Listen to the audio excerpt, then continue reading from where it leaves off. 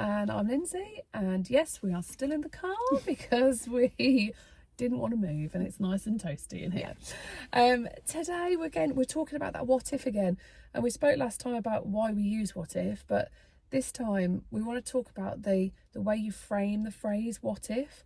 A lot of people go, oh, but what if it doesn't work? What if it goes wrong? What if they don't like that? Or what if my feet are going to hurt if I wear those pair of shoes? And so we very much go to the negative, and I can't say this word. You catastrophize it. Catastrophize I have it. to think about that every time. Yeah, it's a difficult one. So how do we flip that what if into that, using that growth mindset and that more positive outlook on the terms, so that we can use it to really help us grow?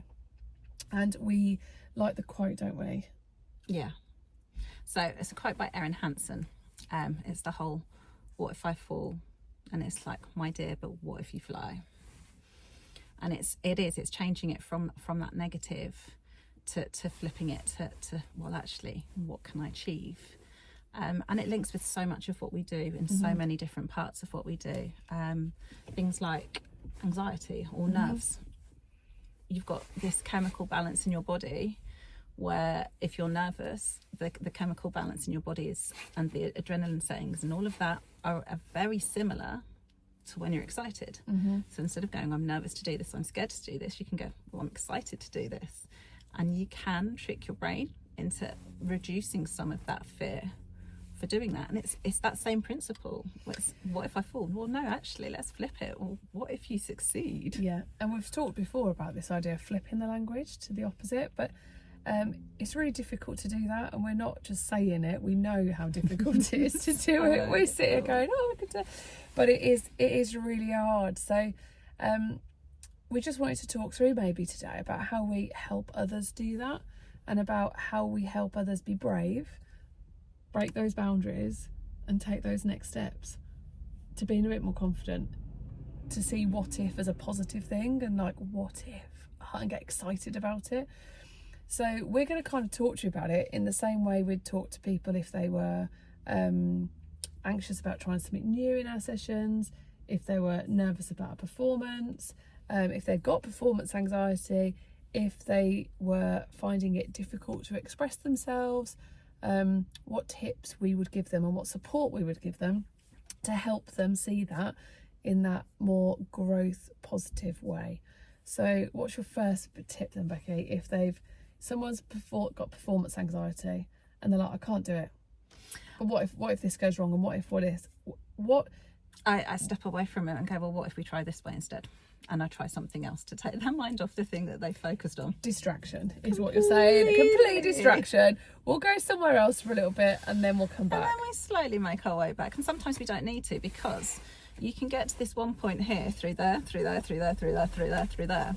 So if you're trying to go this way and it's not working, well, what if we try it this way? They may not know that path is going to lead to the same place and to a success. A number of times I have that with vocal students. They go, I can't do that because psychologically they fear it, or they've never tried it before, it's out of their comfort zone. So I go, okay, that's fine. What if we try this instead? And so we go on a different path and end up to where we should have been.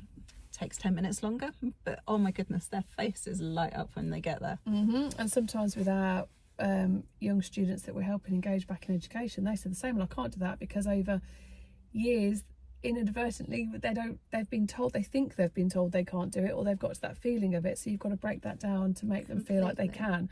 So again, by doing that, we take a step back, break it down into smaller steps, encourage them to make the choices for themselves about how they're going to try. If you start telling somebody what they've got to do to try and do it, it's not going to work. And you can't do it in that last minute situation in the wings before they step on stage, or straight away. It's got to be done before. Things have got to be done before. So you break it down and then try lots of different things. With some young people we work with, we'll try lots of different techniques and strategies to help them manage themselves in social situations and make those positive choices. We're not telling them which one's going to work for them. We're giving them all the tools to then make the choice for themselves, and then you can help them practice putting that one into play to help them. And it's also the choice of language you use after the question, what if. It's sometimes you don't want to use what if we do this, things like try, play, explore, experiment, which means that there isn't a sense of failure because there isn't a right or wrong. We're going to try it and see what happens. Yeah, we'll give it a go. And it's that openness. It's that openness that whatever you're doing doesn't have to result in a finished product or a conclusion or a successful outcome. It's having that openness to explore and play. And in a world where everything is about the end goal or badges or success or measures or test results, what if becomes difficult because you think if it doesn't work it's a failure. No, it's about the journey and it's about the process and it's about, well, we're going to give it a go. And it's changing it from a, well, I've got to do, well, what if I try? Yeah, I'm just going to try. I'm going to give it a go. Yeah, it is. It's what if I fall? Okay, yeah, there is that chance of falling and not succeeding. But there's also, you've got to remember and pull that back into focus that there is a percentage of that, but there's a percentage that you could succeed and that you can fly and that you can achieve where you want to be. But without the what if and thinking of the what if the other way, that you're going to, it's back to that. If your mindset is that you're going to fail, you will set it up so you will fail. It's this whole thing, you talk to teenagers at kind of like 14, 15 years age and they're like, well, I don't know what I want to do. There's so much pressure on them to decide what they want to do. But you don't have to make a choice right now. You've just got to try and explore things and see things that you enjoy and things that trigger an emotion or a feeling or an excitement in you to go, oh, I want to do a little bit more of that because that felt good. And it's actually enabling yourself to recognise the bits that feel good. And then you go, oh, that felt good and I can do that again. Whether that is in lots and lots of different walks of life. The what if can be a disaster if you use it in a negative way. Yeah. In a catastrophizing, is that right? Yes, catastrophizing. Right? Catastrophizing way. But if you break it down and flip it. Yep. And also, if you are catastrophizing, you're someone who does do that, then as soon as you're aware that you're going, well, what if I do this? You can catch yourself and then you can flip it and look at the opposite side. And within CBT, that will be something that you're taught and shown how to use. So those kind of things help just general.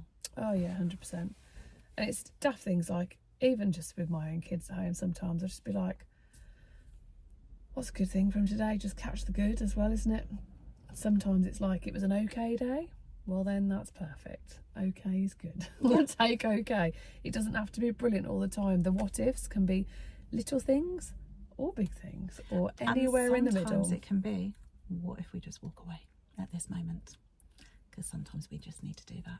Yeah, what if we left it alone? And what if we said no? Exactly. Would you feel better? You know the answer to that. So it always doesn't have to be about doing stuff. The what ifs could be about stopping stuff as well and changing those. It's about looking at something from a different perspective to what you're currently looking at. So if you've got, well, what if I do this? Well, can you think of another way that you can look at it? So what if I did this instead? So yeah, we'll leave that for food for thought. Give it a go. Try the what if from that growth, what if you could fly, what if mindset. And we'll see you next time.